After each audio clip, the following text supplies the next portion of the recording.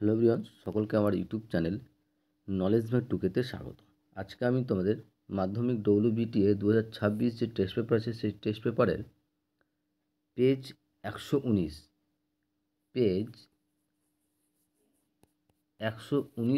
যে স্কুল আছে সেই স্কুলের MCQ, সত্য মিথ্যা এবং শূন্যস্থানের এই তিনটা জায়গার কোশ্চেনগুলোর অ্যান্সার নিয়ে আজকের এই ভিডিও আলোচনা করব। এবং অ্যান্সারগুলো বলার আগে তোমাদের বলবো, চ্যানেল নতুন থাকলে চ্যানেলটিকে সাবস্ক্রাইব করুন এবং তার সাথে সাথে পাশে থাকা বেল আইকনটি ক্লিক করে নিও, যেন নেক্সট ভিডিও দিলে তোমরা সেই ভিডিওটার নোটিফিকেশন সঙ্গে সঙ্গে পেয়ে যাও। ওকে, এবং ভালো লাগলে অবশ্যই তোমাদেরকে বলবো লাইক করতে এবং শেয়ার করতে। ওকে, তাহলে শুরু করা যাক। প্রথমে যেটা করবো আমরা MCQ। স্কুল হচ্ছে তোমার বর্ধমান ডিস্ট্রিক্ট কোশ্চিন। এই স্কুলের আমরা কোশ্চিনের অ্যান্সারগুলি আলোচনা করছি। প্রথমে যেটা করবো সেটা হচ্ছে MCQ নিয়ে। ফার্স্ট যে কোশ্চিন আছে, দেখো প্রথম যে কোশ্চিন আছে বলেছে যে পল্লবী 500 টাকা 9 মাসের জন্য এবং সোমা 600 টাকা 5 মাসের জন্য একটি ব্যবসায় নিয়োজিত করেন। একটা ব্যবসা করছে, তার মধ্যে পল্লবী 500 টাকা 9 মাসের জন্য দিচ্ছে আর সোমা সে 600 টাকা 5 মাসের জন্য দিচ্ছে। তাহলে ওই ব্যবসায় নিয়োজিত করার পরে লাভ্যাংশ বন্টন অনুপাত, তাদের মধ্যে তাদের যে লাভ হবে সেই লাভ্যাংশের বন্টনের অনুপাতটা কত, ঠিক আছে, কে কত লাভ্যাংশ পাচ্ছে তাদের অনুপাতটা বের করতে বলেছে।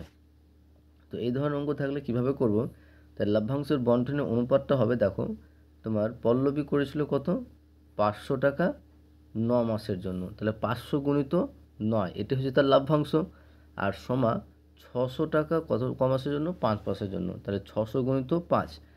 তাহলে কি করলাম যে 500 গুণিত 9 ইস্টু 600 গুণিত 5, তাহলে গুণ করলে কী পাবো 5 9 45, মানে 4500, আর ইস্টু এদিকে পাচ্ছি কত 3000। তাহলে 0 0 কেটে যাচ্ছে, এবার 5 দিয়ে কাটছি, তো 5 9 45, 5 6 30, আবার এটা কাটা যায় 3 দিয়ে, 3 তারিখে 9, 3 দিয়ে 6, তাহলে আমার অ্যান্সার হচ্ছে কী বলো তো 3:2। তাহলে কোন অপশনটা হচ্ছে সঠিক অ্যান্সার, সেটা হচ্ছে অপশন এ 3:2। নেক্সট কোশ্চিন দেখো যে এ একটি ধনাত্মক সংখ্যা এবং a:27/64 3/4 হয়, তাহলে এ এর মানটা বের করতে বলেছে। ঠিক আছে, তো সেটা করি, দেখি কত আসছে। তো আমাদের যে অঙ্কটা দেওয়া আছে মান বের করতে বলেছে সেটা হচ্ছে a:27/64 3/4 তাহলে একটা অনুপাতকে আমরা, কোনো সংখ্যার অনুপাত যদি থাকে তো সেই অনুপাতকে আমরা ভাগ আকারে লিখতে পারবো, বাই আকারে লিখতে পারবো। তাহলে a:27/64 লিখতে পারবো আমরা a/27/64। ঠিক আছে, অনুপাতের পরে যেটা থাকবে সেটা নিচে থাকবে। একই রকমভাবে 3/4 লিখতে পারবো 3/4/a। এবার কি করছি আমরা কোনাকুনি গুণ করছি, তাহলে এ এর সঙ্গে এ গুণ করলে আমরা কি পাবো a², এবং এই টার্মটা আমরা গুণ আকারে রেখে দিলাম 27/64 গুণিত 3/4। ওকে, তাহলে বা a² সমান কী পাচ্ছি, কাটাকাটিতে করা যাচ্ছে না, তাহলে উপরে উপরে গুণ করতে হবে, নিচে নিচে গুণ করতে হবে। তাহলে 27-এর সঙ্গে 3 গুণ করলে পাচ্ছি 81, এবং 64-এর সঙ্গে 4 গুণ করলে পাচ্ছি 256।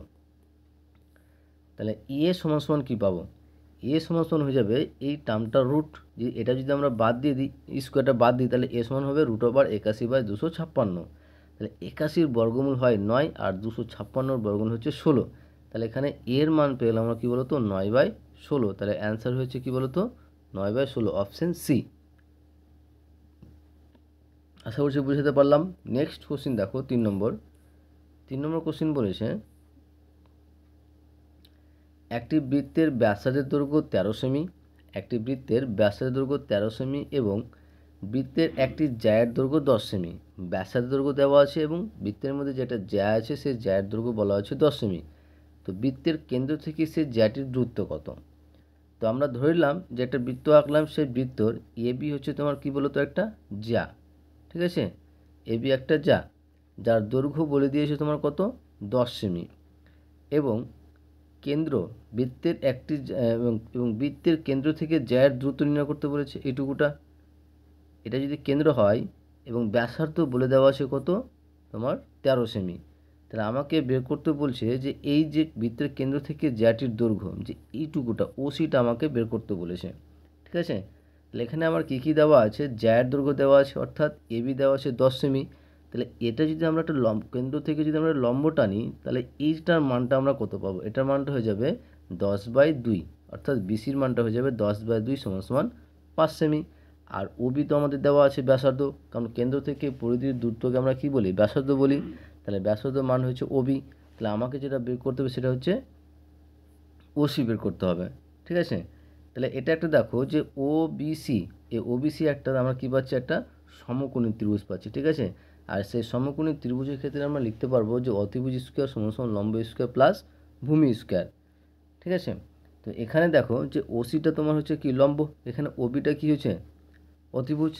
এটা যদি সমকোণ হয়, এটা যদি সমকোণ হয় তো সমকোণের বিপরীত বাহুটা কি হয়, সবসময় অতিভুজ হয়। তাহলে অতিভুজ এখানে কি ওবি। তাহলে আমার বের করতে হচ্ছে লম্ব, তাহলে লম্ব সমান আমরা কী পারবো, লম্ব সমান ফর্মুলা হচ্ছে অতিভুজ স্কোয়ার মাইনাস ভূমি স্কোয়ার। তো এখানে অতিভুজ মানে কি ওবি স্কোয়ার মাইনাস ভূমি মানে কত বিসি স্কোয়ার। এবার মান কিন্তু আমাদের দেওয়া আছে, ওবির মান দেওয়া আছে এবং বিসির মানও পেয়ে গেছি। ওবির মান দেওয়া আছে কত, ওবির মান দেওয়া আছে কত তোমার 13 সেমি এখানে হবে, হ্যাঁ এখানে ওবির মানটা 13 হবে, কারণ বলে দিয়েছে ব্যাসার্ধের দৈর্ঘ্যটা তোমার 13 সেমি, হ্যাঁ। তো এই জায়গাটায় তোমার 13 লিখবে, 10-এর জায়গায় 13।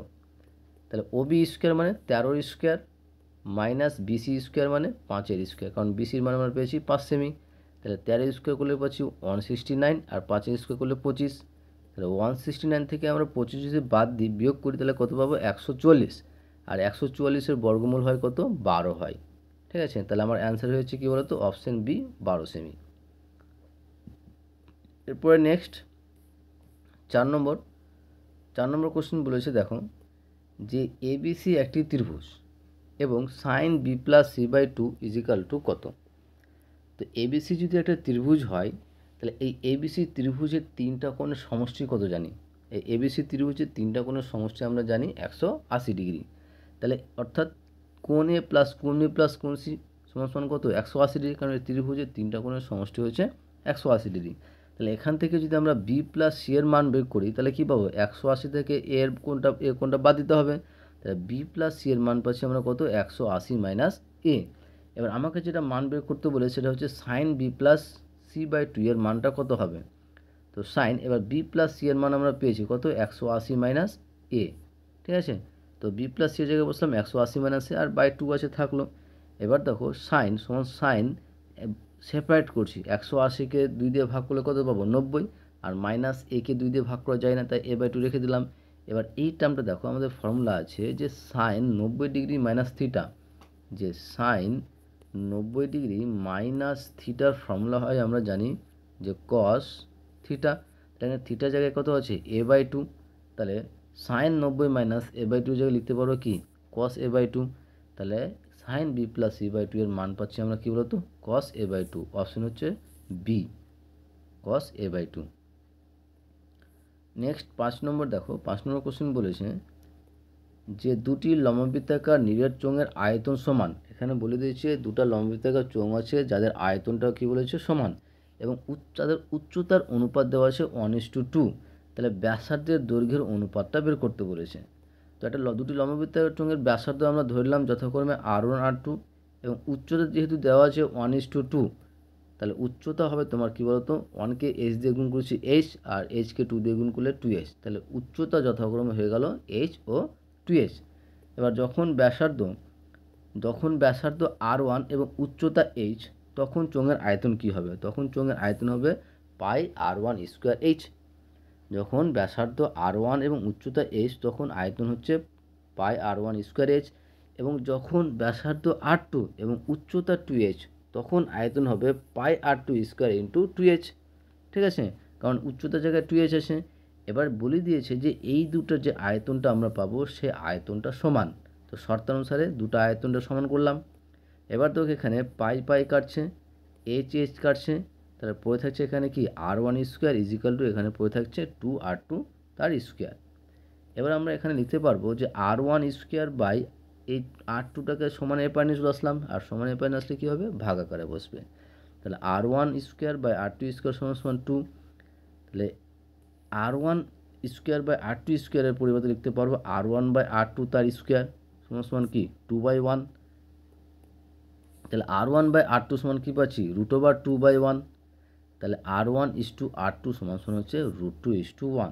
তাহলে আমার অ্যান্সার হয়েছে কী বলতো অপশন বি √2:1।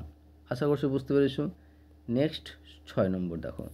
আর 6 নম্বরের কোশ্চেন অ্যান্সারটা বলার আগে তোমাদের বলবো চ্যানেল নতুন থাকলে চ্যানেলটিকে সাবস্ক্রাইব করে এবং তার সাথে সাথে পাশে থাকা বেল আইকনটি ক্লিক করে নিও, যেন নেক্সট ভিডিও দিলে তোমরা সেই ভিডিওটার নোটিফিকেশন সঙ্গে সঙ্গে পেয়ে যাও। ওকে, 6 নম্বর কোশ্চেন বলেছে যে একটা তথ্য দেওয়া আছে, যে এই যে তথ্যটা দেওয়া আছে এই তথ্যের সংখ্যাগুরু মান 15 হলে, এই তথ্যের সংখ্যাগুরু মান যদি 15 হয় তাহলে এক্সের মানটা কত হবে। তাহলে একটা তথ্য থেকে আমরা সংখ্যাগুরু মানটা কীভাবে বের করব। তো সংখ্যাগুরু মানটা সেটা হবে যে তথ্যের মধ্যে সর্বাধিক যে সংখ্যাটা থাকবে, কোনো তথ্যের মধ্যে সবথেকে বেশি যে সংখ্যাটা থাকবে সেটা হচ্ছে তার সংখ্যা মান। তো এখানে দেখো, এখানে অলরেডি বলে দিয়েছে তথ্যের সংখ্যাগুরু মান কত 15। তার মানে আমার কি এখানে এক্সের জায়গায় কত নিতে হবে 15 নিতে হবে, কারণ 15 নিবে তাহলে আমরা সংখ্যাগুরু মান পাবো। দেখো 15 এখানে করা আছে, একটা দুটো আছে, 16 এখানে করা আছে, দুটো আছে, 17 দুটো আছে, তাহলে সবটা তো আর সংখ্যাগুরু মান হচ্ছে না। এক্সের জায়গায় এবার এক্সের জায়গায় কী বসালে সংখ্যাগুরু মানটা 15 হবে। তো এক্সের জায়গায় যদি আমরা 15 বসাই, দেখো 15 তখন কটা হয়ে যাবে 3টা হয়ে যাবে। তাহলে সবথেকে বেশি সংখ্যা কী পাচ্ছি 15 পাচ্ছি। তাহলে এর সংখ্যাগুরু মানটা এক্সের মানটা কী হয়ে যাবে 15। তাহলে অ্যান্সার হচ্ছে কী বলতো অপশান এ 15। আশা করছি বুঝতে পেরেছো। নেক্সট এবার আসছি আমরা শূন্যস্থান পূরণ। শূন্যস্থান পূরণের প্রথম যে কোশ্চেনটা বলেছে, দেখো প্রথম কোশ্চেন বলেছে যে 1 বছরে আসল ও সুদ আসলের অনুপাত দেওয়া আছে 8:9। মানে 1 বছরের আসল এবং সুদ আসলের অনুপাতটা দেওয়া আছে 8:9। তাহলে বার্ষিক সরল সুদের হার কত বের করতে বলেছে। তো এখানে আসল ও সুদ আসল অনুপাত দেওয়া আছে, তাহলে সেক্ষেত্রে আমরা ধরে নিতে পারবো, ধরি আসল হচ্ছে তোমার 8x টাকা এবং সুদ আসল হচ্ছে 9x টাকা। তাহলে আসল পেলাম 8x টাকা, সুদ আসল পেলাম 9x টাকা। তাহলে এখানে সুদ কত পাবো, তাহলে এখানে সুদ হবে তোমার 9x মাইনাস, মানে সুদ আসল থেকে যদি আমরা আসলটা বাদ দিয়ে দিই তাহলে সেক্ষেত্রে আমরা সুদ পেয়ে যাব। তাহলে সুদের পরিমাণটা হয়েছে তোমার কত 9x মাইনাস 8x সমান x টাকা। তাহলে আসল পেয়ে গেলাম 8x টাকা, সুদ পেয়ে গেলাম x টাকা, আর সময় দেওয়া আছে 1 বছর। তাহলে এক্ষেত্রে কিন্তু আমরা সুদের হারের মান বের করতে পারবো। তো সুদের হারের মান বের করতে ফর্মুলা কী জানি, I/100/PT। এখানে আয়ের মান আমরা কত পেয়েছি x টাকা ইন্টু 100, পি এর মান কত পেয়েছিলাম 8x টাকা, আর সময় হচ্ছে 1। তাহলে x কেটে যাচ্ছে, আর 4 দিয়ে কাটলে 4 2 8, আর 4 25 100। তাহলে পাচ্ছি কত 25/2%। আর এই 25/2%কে যদি আমরা মিশ্র ভগ্নাংশে নিয়ে আসতে যাই তাহলে পাবো 12/1/2%। তাহলে আমার শূন্যস্থানে হয়ে যাবে কত 12/1/2%। ওকে, নেক্সট এবার দেখো 2 নম্বর কোশ্চেন বলেছে যে 7x² minus 12x plus 18, 7x² minus 12x plus 18 = 0 সমীকরণের বীজদ্বয়ের সমষ্টি ও গুণফলের অনুপাত নির্ণয় করতে বলেছে। তার আগে আমি তোমাদের বলে দিই যে যখন একটা দ্বিঘাত সমীকরণের সমষ্টি এবং গুণফলের ফর্মুলাটা কী। যদি আমাদের একটা দ্বিঘাত সমীকরণ কি, দ্বিঘাত সমীকরণের সাধারণ রূপটা কী যেন, যে ax² plus bx plus c = 0, এটা সাধারণ রূপ। তাহলে এই যে এই সমীকরণের ক্ষেত্রে যদি দুটা বীজ আলফা ও বিটা হয় তাহলে আলফা প্লাস বিটার ফর্মুলা কী হয়। তাহলে আলফা প্লাস বিটার ফর্মুলা হবে তোমার কী বলো তো -b/a, অর্থাৎ এক্সের সহগটা বাই x² সহগটা। এটা হচ্ছে যোগফল, সমষ্টি, দুটা বীজের সমষ্টি। এবং দুটা বীজের গুণফল কী পাবো, যদি দুটা বীজ আলফা বিটা হয় তাহলে তার গুণফলটা পাবো আমরা c/a, যে এই সমীকরণে হচ্ছে c/a। তাহলে এই অনুযায়ী আমাকে সেটা বের করতে বলেছে, আর তাদের অনুপাতটা বের করতে বলেছে। ওকে, তাহলে এবার যদি আমরা যে 1 নং সমীকরণকে যদি আমরা ax² plus bx plus c = 0 সঙ্গে তুলনা করি তাহলে সেক্ষেত্রে আমরা দেখো a এর মান পেয়ে যাবে কত 7, কারণ দেখো x² সহগ a, আর এখানে x² সহগ কত 7। তাহলে a সমান পেয়ে গেলাম 7। b এর মান পেয়ে যাবে কত -12, আর c সমান পেয়ে যাবে কত 18। তাহলে a, b এবং c এর মান আমরা পেয়ে গেলাম। এবার ধরলাম যে দুটা বীজ হচ্ছে আলফা ও বিটা, তাহলে আলফা প্লাস বিটার ফর্মুলা আমরা একটু আগে কী বললাম -b/a। তাহলে মাইনাস থাকলো, আর বি এর মান আমরা কী পেয়েছি -12, আর বাই এর মান কত পেয়েছি 7, তাহলে -12/a সমান 12/7। তো মাইনাস মাইনাসে কী হয়ে যায় প্লাস হয়ে যায়, তো +12/7। এবং গুণফলের ফর্মুলা আমরা একটু কী বললাম c/a, যেখানে c এর মান এখানে কত 18 আর a এর মান 7, তাহলে 18/7। তাহলে এই যে সমীকরণটা দেওয়া ছিল সেই সমীকরণের যোগফল অর্থাৎ সমষ্টি ও গুণফল পেয়ে গেলাম, তাদের অনুপাতটা বের করতে বলেছে, অর্থাৎ alpha plus beta is to alpha beta. তাহলে আলফা প্লাস বিটার মান পেয়েছিলাম কত 12/7 ইস টু আলফা বিটার মান পেয়েছি 18/7। তাহলে 7 কেটে যাচ্ছে, তাহলে 12 ইস টু 18, এটাকে আবার 6 দিয়ে কাটা যায়, 6 2 12 আর 3 6 18। তাহলে আমি পেয়ে গেলাম কত অনুপাতটা 2:3। তাহলে আমার অ্যান্সার হয়েছে কী বলো তো 2:3। ওকে, নেক্সট কোশ্চিন দেখো 3 নম্বর কোশ্চিন বলেছে যে একটি সমকোণী ত্রিভুজের অতিভুজকে ব্যাস ধরে, একটা ধরো যে সমকোণী ত্রিভুজ আছে, সেই সমকোণী ত্রিভুজের অতিভুজকে ব্যাস ধরে, এই অতিভুজটাকে আমরা যদি ব্যাস ধরে বৃত্ত অঙ্কন করি, তাহলে তাহলে বৃত্তটা তোমার ড্যাশ বিন্দু দিয়ে যাবে, লিখবে সমকোণিক বিন্দু দিয়ে যাবে। ঠিক আছে, এই যে সমকোণিক বিন্দু, এই বরাবর সমকোণিক বিন্দু দিয়ে যাবে। নেক্সট 4 নম্বর কোশ্চেন দেখো, 4 নম্বর কোশ্চেন বলেছে যে 4/sec² theta plus 1/1 plus cot² theta plus 3 sin² থিটার মানটা কত বের করতে বলেছে। তো অঙ্কটা নিলাম, নিয়ে দেখো যে আমরা জানি যে cos থিটা সমান হচ্ছে 1/sec থিটা, আর যদি স্কোয়ার করি তাহলে এখানে কী হয়ে যাবে স্কোয়ার হয়ে যাবে। তাহলে এখানে দেখো যে এটাকে 4/sec² থিটার পরিবর্তে লিখতে পারবো কি 4 × 1/sec² থিটা, আর 1/sec² থিটার মান আমরা কি বললাম একটু আগে যে cos² থিটা।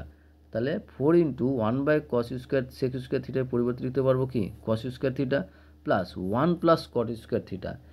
1 প্লাস cot² থিটার ফর্মুলা আমরা জানি আবার cos² থিটা, আর 3 sin² থিটা আছে থাকলো। তাহলে 4 cos² থিটা প্লাস আবার 1/cos² থিটার মান জানি আমরা sin² থিটা। ফর্মুলা আছে তোমার বইয়ের ত্রিকোণমিতির চ্যাপ্টারের যে ফর্মুলাগুলো দেখবে সেখানে এই ফর্মুলাগুলো কিন্তু তোমরা পাবে। ঠিক আছে, যে 1/cos² থিটার ফর্মুলা হচ্ছে sin² থিটা, আর প্লাস 3 sin² থিটা থাকলো। তাহলে 4 cos² থিটা আর sin² theta plus 3 sin² theta সমান কি 4 sin² থিটা। তাহলে 4 যদি কমন নিই তাহলে কী পাচ্ছি আমরা এখানে cos² theta plus sin² theta, আর cos² থিটা প্লাস sin² থিটার মান কত বলো তো 1। তাহলে 4 × কত 1 সমান কত হচ্ছে 4, তাহলে শূন্যস্থানে কত হবে 4 হবে।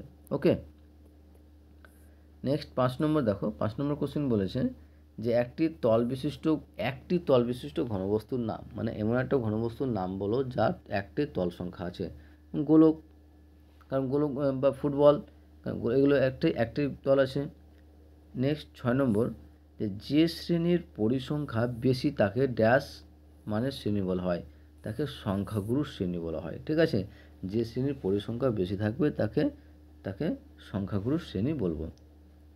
নেক্সট এবার আসছি আমরা সত্য মিথ্যা। ঠিক আছে, এবং সত্য মিথ্যা অ্যান্সারগুলো বলার আগে তোমাদের বলবো যে চ্যানেল নতুন থাকলে চ্যানেলটিকে সাবস্ক্রাইব করে এবং তার সাথে সাথে পাশে থাকা বেল আইকনটি ক্লিক করে নেবে, যেন পরের ভিডিও দিলে তোমরা সেই ভিডিওটার নোটিফিকেশন সঙ্গে সঙ্গে পেয়ে যাও। ভালো লাগলে অবশ্যই বন্ধুর সঙ্গে শেয়ার করবে, কমেন্ট করে জানাবে।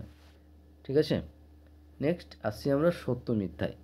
প্রথম যে কোশ্চেনটা আছে দেখো, প্রথম কোশ্চেন বলেছে যে নির্দিষ্ট পরিমাণ টাকার বার্ষিক নির্দিষ্ট শতকরা হার সুদে নির্দিষ্ট সময়ের জন্য চক্রবৃদ্ধি সুদ সরল সুদের থেকে কম হবে। এটা কখনোই হতে পারে না, কারণ চক্রবৃদ্ধি সুদ সবসময় সরল সুদের থেকে বেশি হবে। কারণ চক্রবৃদ্ধি সুদের ক্ষেত্রে দেখবে, চক্রবৃদ্ধি সুদের ক্ষেত্রে যে সুদটা তুমি পাবে সেই সুদটা তোমার আসলের সঙ্গে কী হবে যুক্ত হয়ে যাবে। তার পরিপ্রেক্ষিতে মানে আসল প্লাস সুদ যেটা পাবে সেটা আসলে পরিণত হবে, তার পরিপ্রেক্ষিতে তুমি আবার সুদ পাবে। তাহলে এটা হবে অ্যান্সার মিথ্যা। ওকে, নেক্সট কোশ্চেন দেখো 2 নম্বর যে √75 ও √177 এর বলছে সদৃশ্যকরণী, সেটা দেখতে হবে যে সদৃশ্যকরণী হচ্ছে কিনা। তো √75কে আমরা ভেঙে তাহলে কী পাবো √5 × 5 × 3, তাহলে লিখতে পারবো কি 5√3, এবং √147কে লিখতে পারবো আমরা কী বলতো 7√7। দেখো এখানে কিন্তু এক্ষেত্রে আমার দুটাতেই কিন্তু আমার √3 আছে, তাহলে এটা সদৃশ্য কোণ। তাহলে এর অ্যান্সার হয়ে যাবে কি বলতো, সত্য।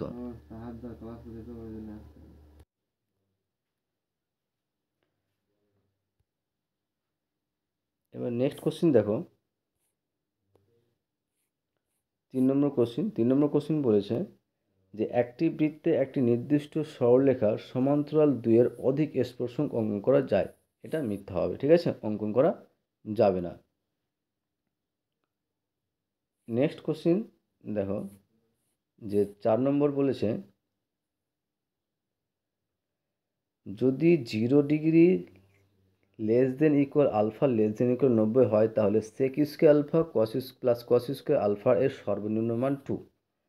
তো এটা আমরা কি করছি, যে এর formula sec square alpha plus cos square আলফার ফর্মুলা আমরা জানি যে sec alpha minus cos alpha তার square plus 2 sec alpha cos alpha, কারণ a square plus b square formula করলাম।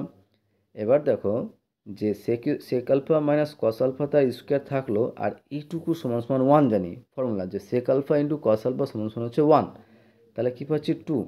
তাহলে কোনো পূর্ণবর্গ সংখ্যার সর্বনিম্ন মান 0 থেকে ছোট হতে পারে না, তাহলে সর্বনিম্ন মান এখানে কী হবে, 2 হবে। তাহলে এটা কি হবে, তাহলে অ্যান্সার হবে তোমার সত্য। নেক্সট 5 নম্বর কোশ্চিন দেখো, 5 নম্বর কোশ্চিন বলেছে যে একটি নিরেট গোলকের ব্যাসার্ধের দৈর্ঘ্য দ্বিগুণ করলে গোলকটির আয়তন দ্বিগুণ হবে। এটা সম্পূর্ণ মিথ্যা হবে, ঠিক আছে, এটা মুখস্থ রেখে দেয়। একটা গোলকের ব্যাসার্ধকে যদি দ্বিগুণ করি, সেক্ষেত্রে গোলকের আয়তনটা 8 গুণ হবে, ঠিক আছে। তো কীভাবে, দেখো যে প্রথমে যদি গোলকের আয়তন যদি গোলকের ব্যাসার্ধ যদি আর একক হয়, তাহলে সেক্ষেত্রে আয়তন কী হবে, 4/3 পাই r³ ঘন একক। এবং ব্যাসার্ধ যদি দ্বিগুণ করি তখন আয়তন কী হবে, তখন আয়তন হবে 4/3 পাই r³। এখানে আর এর মান কত, 2r, কারণ দ্বিগুণ বলেছে ব্যাসার্ধটা। তাহলে 4/3 পাই 2r³ মানে কি 8r³। তাহলে এখানে লিখতে পারবো 8 ইন্টু 4/3 পাই r³। দেখো যে আগের থেকে আমার কত পাচ্ছি, 8 গুণ পাচ্ছি, কিন্তু এখানে কত বলেছে, দ্বিগুণভাবে বলেছে, তাহলে এটা কি হবে, মিথ্যা হবে, ঠিক আছে। নেক্সট 6 নম্বর এবং আজকের ক্লাসের লাস্ট কোশ্চিন। আর লাস্ট কোশ্চেনটা বলার আগে তোমাদের বলবো, চ্যানেল নতুন থাকলে চ্যানেলটিকে সাবস্ক্রাইব করুন এবং তার সাথে সাথে পাশে থাকা বেল আইকনটি ক্লিক করে নিও, যেন পরের ভিডিও দিলে তোমরা সেই ভিডিওটার নোটিফিকেশন সঙ্গে সঙ্গে পেয়ে যাও। ভালো লাগলে অবশ্যই বন্ধুদের সঙ্গে শেয়ার করবে এবং কমেন্ট করে জানাবে। 6 নম্বর কোশ্চেন বলেছে যে ক্রমযৌগিক পরিসংখ্যার লেখচিত্রকে ওজাইভ বলে। এটা সত্য, ক্রমযৌগিক পরিসংখ্যার লেখচিত্রকে ওজাইভ বলে। ওকে, থ্যাংক ইউ ভিডিওটা দেখার জন্য।